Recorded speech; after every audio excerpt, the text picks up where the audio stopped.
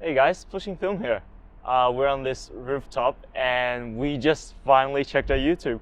We have passed 1K. 1,000 subscribers. So we want to thank everyone who's subscribed and supported us from the time we started not too long ago. It's been really fun so far. We're learning a lot on the way, and thank you. Thank you. Thank you for giving us the opportunity to actually push the kind of content we like. And thank you for your feedbacks and everything. Your input and your feedback has helped us to grow to be a better channel. Yeah, and we're going to continue to try and improve and take on people's suggestions and tips.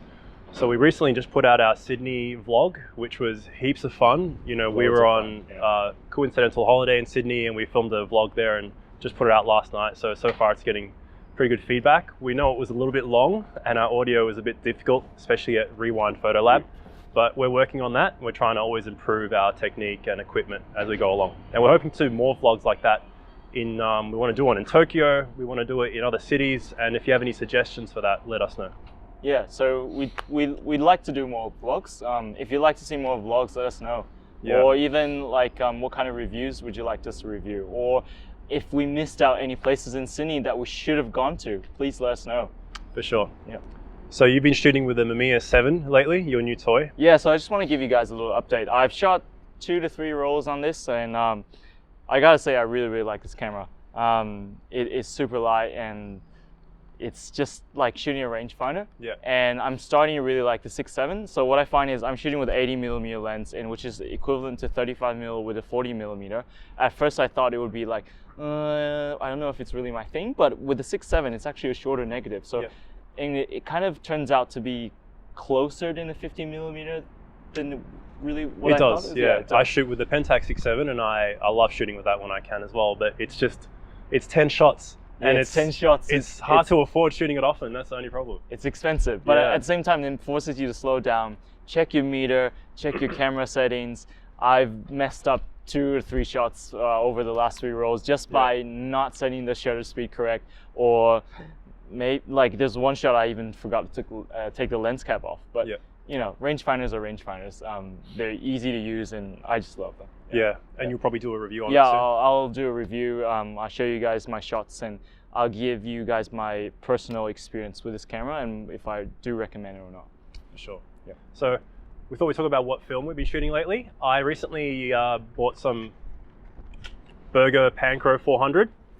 I've tried Berger BRF 400. This is the Pancro 400, which is their newer film. I've heard really good things and seen some really great shots online from this film, so I'm really looking forward to trying that. And I'm gonna grab the camera that I'm shooting it with just to show you. So I loaded it in my Canon EOS 3. This actually has a Pentax lens adapted onto it. It's a Takuma 1.4, which is a really great 50mm lens. And it's a bit of a Frankenstein rig, so I'm gonna finish that and really looking forward to the results from that. So with my Mamiya 7, I've been shooting mostly color film. I shot 1 roll of tracks and I actually did a print. So if you guys are interested, I might show that in my official review as well.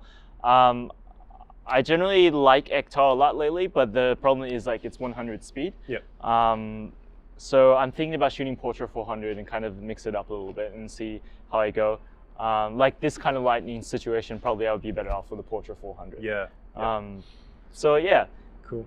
One other thing, sorry, is that we also recently got sent this film by one of our viewers and subscribers. His name is Duncan. This is a Kodak 0.06 ISO film, which is a really, really low speed film, obviously. It's called Rapid Copy Process Film. So we want to thank Duncan for sending us 2 rolls of that to try. Thank you, Duncan. We haven't had time yet, but we're going to eventually shoot it. It's going to be tricky, but it's going to involve a lot of long exposures during the day, most likely. 0.06. So. We need to go back and do our math before we shoot. So. Yeah. Keep your eyes out for that one. Be very interesting. Yeah. And what I find lately is like I've been shooting actually kind of a moderate amount of film. It's just very steady. Yeah. And recently we really liked what we get from the lab lately. Rewind did a very good job in our last Sydney vlog. They did all our film scans. But lately I've been kind of slowing down and thinking like, what should I do if I'm not happy with my shots? So most people will be like, oh, I don't have the right camera, or I don't have shooting the right film, or maybe I'm not in the right place, I'm not in an exotic country. But lately what I've gone to is, wait a second. I've gone back to reading books. So this in particular is Man Ray, which is a photographer from the early 1900s I really, really love.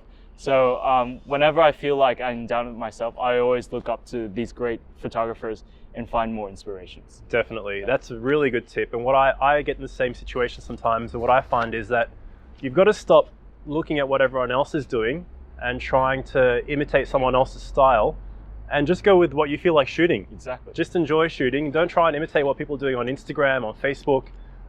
Just do your own thing and you'll end up with better results in the long term. So definitely recommend that. And it doesn't matter what camera you're using either. And to demonstrate that point, if you guys remember this Casino CT1 from our film tips video, one of our earlier videos, this was a camera I bought for $10 in an op shop. And we actually tested it out with a roll of Color Plus, and the results came out great. I bought this for $10. I'll put some of the shots over this video as we're talking now, just to give you a look. And you know, that just goes to show it doesn't matter what gear you shoot with and what film you use, just enjoy what you're doing and be inspired by whatever inspires you. Exactly. Yeah. So the whole meaning of shooting film is a generally slower process. So we're not rushing out like what we see and show it to everyone else. It's more about shooting personally for yourself. Yeah. So this is generally what me and Hashim, we both like about shooting film. So we just want to share the joy with you guys. So today we tossed a lot of things in front of you guys. And if you'd like to see more of this, let us know. If you'd like to see less of this and more of that, please let us know as well. Definitely. So thank you again for 1,000 subscribers. We really appreciate it. We hope you continue enjoying it. Yeah. Thank you guys. Thanks guys. See you next time.